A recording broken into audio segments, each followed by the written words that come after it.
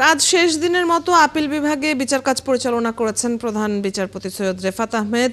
তার বিদায় উপলক্ষে তাকে সংবর্ধনা দেয়া হয়। এখন সেই আয়োজনে কথা বলছেন অ্যাটর্নি জেনারেল। আমরা সরাসরি শুনে নেব তার বক্তব্য। কেন্দ্র করে আমরা আমাদের মূল্যায়ন করব, সংযোজন, বিয়োজন, সংশোধন এই সংবিধানকে আবদ্ধ করি। উনি বলেছেন বাংলাদেশের বিচার বিভাগকে আরও বেশি অ্যাক্টিভলি গণতন্ত্র, আইনের শাসন, মানবাধিকার রক্ষার্থে ভূমিকা রাখতে হবে। উনি বলেছেন এই ভূমিকা রাখতে গেলে শুধুমাত্র বিচারকরা না, বারের ভূমিকা অনবদ্য।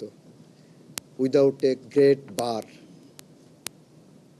বিচার বিভাগ অসম্পূর্ণ, বিচার বিভাগ একা একা পথ হাঁটতে পারবে না। এটা ওনার মধ্যে কথা।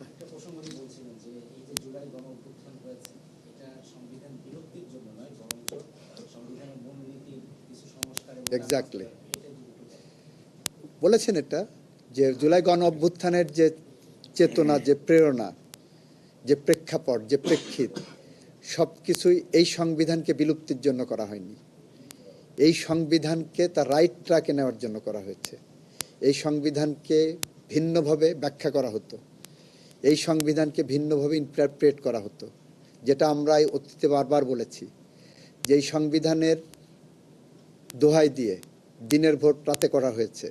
আমরা আগে বলেছি এই সংবিধানের দোহাই দিয়ে দিনের বেলা মানুষ ধরে নিয়ে যে খুন করে দেওয়া হচ্ছে, এই সংবিধানের দোহাই দিয়ে গুম করা হচ্ছে, মিথ্যা মামলা করা হচ্ছে, এবং সাংবিধানিক শাসনের নামে। আমরা বলেছি বারবার, আগেও বলেছি যে এটা অন্যায়, এটা সাংবিধানিক শাসন না, সংবিধান এটা বলে না।